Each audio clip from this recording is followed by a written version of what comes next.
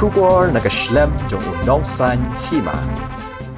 Katanat tourism jangka sarkar jela kala penlong ya ka workshop bekerpang halor ka draft Meghalaya tourism policy arajar arpuar. Hagani ka singi lawan manishim mentalang lagi tribe ki kinhon ki bedan ki hotel hagi bentaba per jangka jela. Habakran hagani ka singi ka assistant director jangka katanat tourism ka kong dap hisisha sim kalaong ngin la ban bu renti hadian bangilala ban penbiang ya ka policy. Kala benrap da kabaong bakidan kimat kiba katanat kala shimkia kum kijakasa kiba ka sarkar kala mangkerpang. Kala itu ru baka sarkar kala sedang ru iki skim bakerpang ban penbiang yi kali kiban ket nak benta kibawan Jngoh-Kai perthai.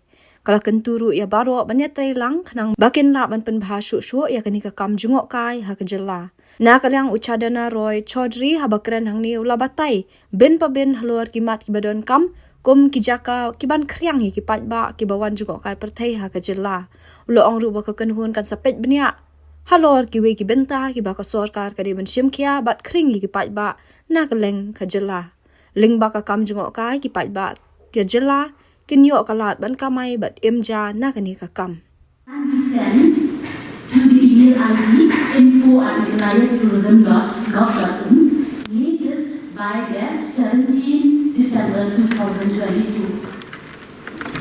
Now for today's workshop, we will be having a presentation on the draft policy by the Ïohlad team and to be followed by a general and open discussion where we can discuss. Perhaps we can get the views, the insightful ideas from our stakeholders who are experienced in the field, and we can take these ideas and suggestions which can be beneficial and perhaps can be incorporated in the tourism policy. We will be able to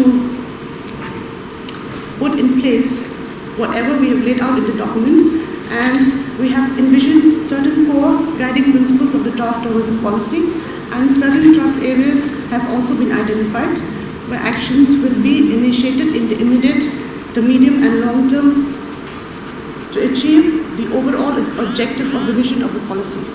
So here I just would like to mention a few things here, that some of the actions have already been taken up by the department. In the immediate, we have actually last year launched a new homestay scheme, Meghalaya homestay scheme, that was launched in December of 21.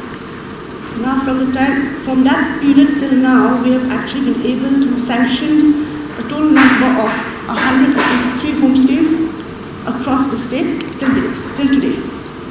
These are legally sanctioned homestays. Besides that, we have also launched a Meghalaya luxury tourism vehicle scheme, which the selection procedure for the beneficiaries of the scheme is ongoing right now as we speak. And then we have also floated the wayside UI for wayside amenities, which again, in all likelihood, will be run by the entrepreneurs. So we are looking forward to getting more private sector participation in this area, and hopefully with the presentation that we're going to get from our team of consultants, we will be able to, we look forward to receiving your valuable suggestions, and so that we will be able to finalize the draft policy. Thank you. More high value tourists coming in, that would not mean that you discourage low value tourism, but certainly try to bring in schemes and measures by which high value tourism can be encouraged.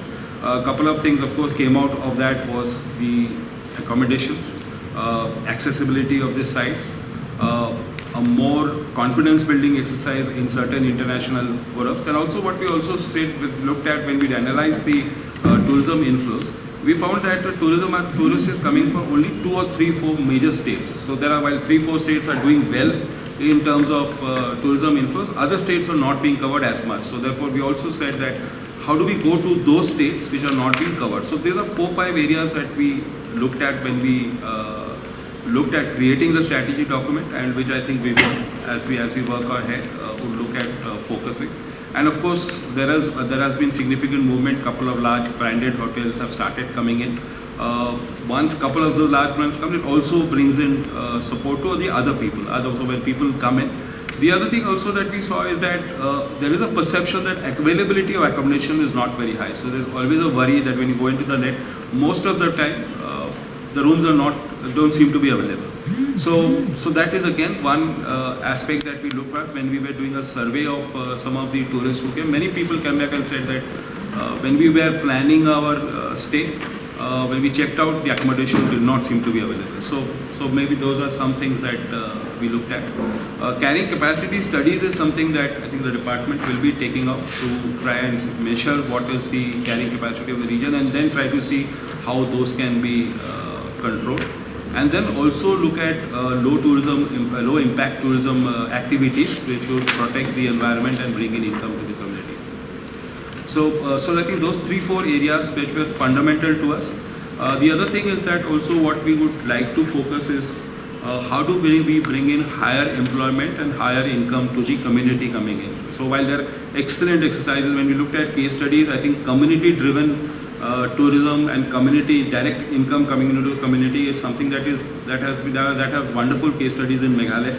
We probably will look at propagating that. To bring in higher value to this is something that we looked at as we went ahead.